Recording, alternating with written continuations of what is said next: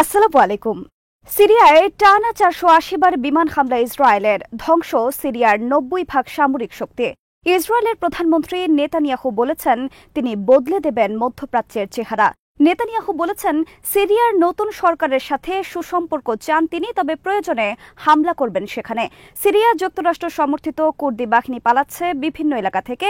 তুরস্কের সাথে যুদ্ধবিরতি মঞ্জিবে। ইউক্রেনকে আরও $20 বিলিয়ন দিল যুক্তরাষ্ট্র। বিডিভিউস ইনফোটেনমেন্টে স্বাগত জানাচ্ছি, আমি ফাহাদিয়া মিতু। আজ জানাবো প্রতিরক্ষা সংক্রান্ত গুরুত্বপূর্ণ কিছু খবর। সিরিয়ায় ধ্বংস করে চলছে সন্ত্রাসী রাষ্ট্র ইসরায়েল।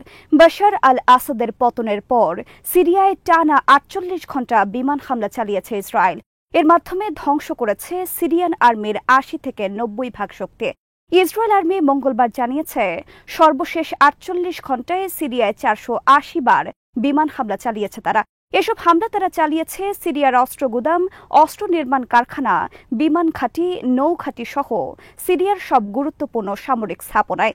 ইসরায়েল আর্মি বলেছে ইসরায়েল রাষ্ট্র জন্মের পর ইসরায়েল বিমান বাহিনী এত বড় অপারেশন এর আগে পরিচালনা করেনি কখনো কোনো দেশের বিরুদ্ধে।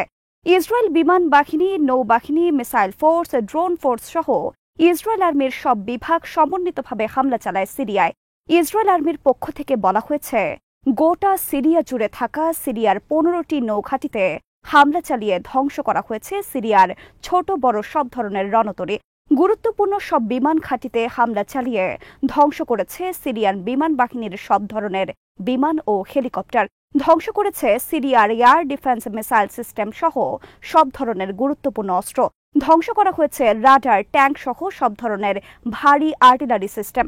হামলার পর প্রকাশিত ভিডিওতে দেখা গেছে বিভিন্ন নৌঘাঁটিতে ডুবন্ত অবস্থায় রয়েছে সিরিয়ার মিসাইল সজ্জিত বিভিন্ন রণতরী। আগুন জ্বলছে ছোট বড় অনেক রণতরীতে। বিভিন্ন বিমান ঘাঁটির হ্যাঙ্গার ও যুদ্ধ বিমান, হেলিকপ্টার তছনছ হয়ে গেছে ইসরায়েলের হামলায়। ইসরায়েল বলছে বিদ্রোহীদের হাতে যেন সিরিয়ান আর্মির গুরুত্বপূর্ণ অস্ত্র না যায়, সেজন্য তারা বিমান হামলা চালিয়ে ধ্বংস করেছে সিরিয়ার সব অস্ত্র। বস্তুত এর মাধ্যমে ভবিষ্যৎ সিরিয়াকে সামরিক দিক দিয়ে একটি পঙ্গু রাষ্ট্রে পরিণত করার নীল নকশা বাস্তবায়ন করছে ইসরায়েল। ইসরায়েল আর্মি জানিয়েছে ৪৮ ঘণ্টার অপারেশনের মাধ্যমে ধ্বংস করা হয়েছে আসাদের রেখে যাওয়া অস্ত্র তথা সিরিয়ান আর্মির ৮০% শক্তি। ইসরায়েলের প্রধানমন্ত্রী বেনিয়ামিন নেতানিয়াহু বলেছেন আমরা মধ্যপ্রাচ্যের চেহারা বদলে দিতে যাচ্ছি। এর যাত্রা শুরু হলো আসাদের পতনের মাধ্যমে। নেতানিয়াহু বলেন আমরা হামাস, হিজবুল্লাহ এবং ইরানের বিরুদ্ধে বড় মাত্রায় আঘাত করতে পেরেছি বলে আসাদের পতন হয়েছে। আসাদের সিরিয়া ছিল ইরান আর হিজবুল্লাহর অন্যতম একটি বড় ভিত্তি। আসাদের পতনের ফলে ইরান এখন দুর্বল। আসাদের পতন হামাস, হিজবুল্লাহ আর ইরানের প্রতি সবচেয়ে বড় আঘাত। আমরা গাজায় হামাসের অবশিষ্ট সব শক্তি ধ্বংস করে দেব। হামাসের কোনো অস্তিত্ব আমরা আর গাজায় রাখব না। নেতানিয়াহু বলেন বিশ্বের সমস্ত চাপ উপেক্ষা করে আমরা গাজা, লেবানন ও ইরানের বিরুদ্ধে যুদ্ধ চালিয়ে যাবার কারণে আমাদের জয় সম্ভব হল। নেতানিয়াহু বলেন আমরা ভবিষ্যতে নতুন সিরিয়া দেখতে চাই, সেখানে আমরা কোনো সন্ত্রাস মেনে নেব না। নতুন সিরিয়াও আমরা প্রয়োজনে হামলা চালাব। আসাদ পতনের পর সিরিয়ান আর্মি দখল করে নিয়েছে সিরিয়ার দখলে থাকা গোলান মালভূমি এবং হারমান মাউন্ট। ৫০ বছরের মধ্যে এই প্রথম ইসরায়েল সেনা মোতায়েন করেছে সিরিয়া ও ইসরায়েলের মধ্যে নিরাপদ জোনে।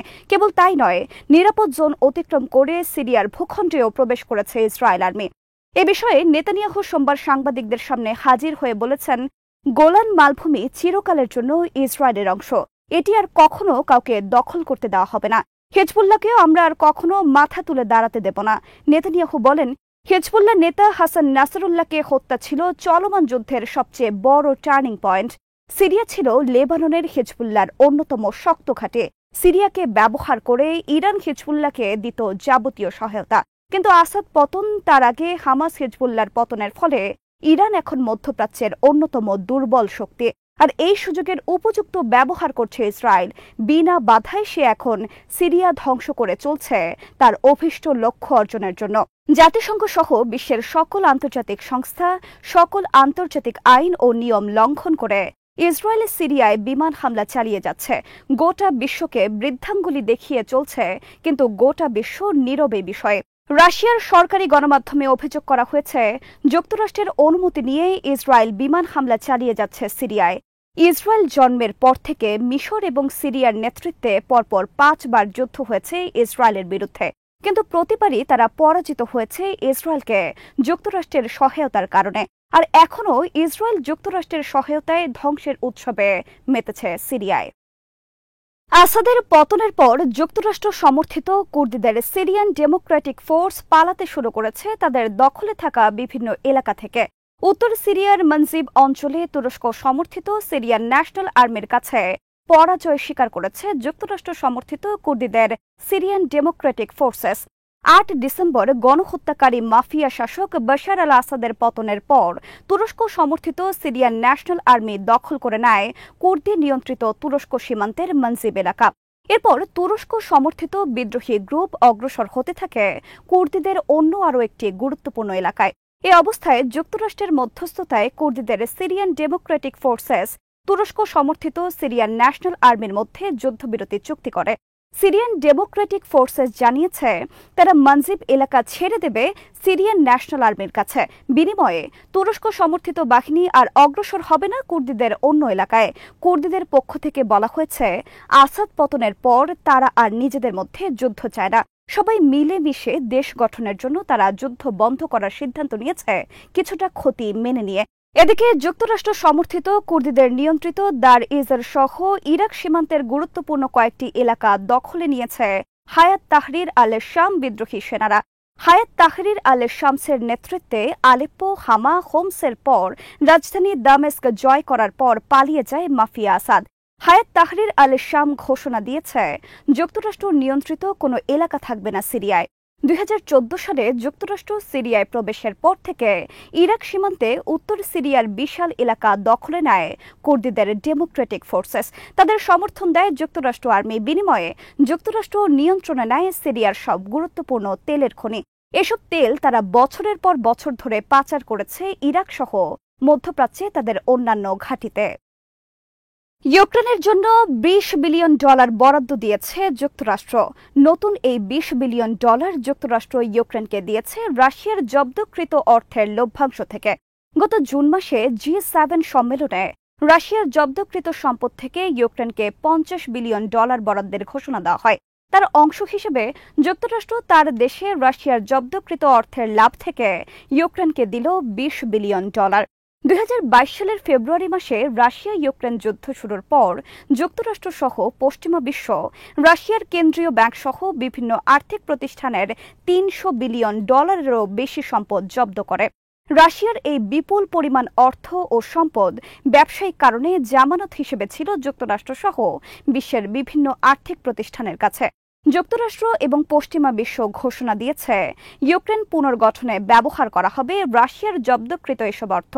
যুক্তরাষ্ট্র অর্থ মন্ত্রণালয় মঙ্গলবার জানিয়েছে রাশিয়ার জব্দকৃত অর্থ থেকে ইউক্রেনের জন্য $20 বিলিয়ন পাঠানো হয়েছে বিশ্বব্যাংকের অ্যাকাউন্টে। ইউক্রেন এখন তুলতে পারবে এই অর্থ। তবে ইউক্রেন এই অর্থ সামরিক খাতে নয়, বরং উন্নয়ন খাতে ব্যবহার করতে পারবে। ইউক্রেন চাচ্ছে অন্তত $10 বিলিয়ন সামরিক খাতে খরচ করতে। তবে বার্তা সংস্থা রয়টার্স জানিয়েছে এই ক্ষেত্রে অনুমতি লাগবে যুক্তরাষ্ট্র কংগ্রেসের। গত এপ্রিল মাসে যুক্তরাষ্ট্র কংগ্রেস ইউক্রেনের জন্য $61 বিলিয়ন বরাদ্দের বিল পাশ করে। 2022 সালে যুদ্ধ শুরুর পর কেবলমাত্র যুক্তরাষ্ট্র ইউক্রেনকে $130 বিলিয়ন সহায়তা দিয়েছে সামরিক ও বেসামরিক খাতে। আজ এখানেই শেষ করছে। সমরাষ্ট্র, প্রতিরক্ষা ও কূটনীতির নানা তথ্য জানতে চোখ রাখুন বিডিপিওস ইনফোটেনমেন্টে। চ্যানেলটি ভালো লাগলে সাবস্ক্রাইব করুন, সংযুক্ত থাকুন আমাদের ফেসবুক পেজে। আল্লাহ হাফেজ।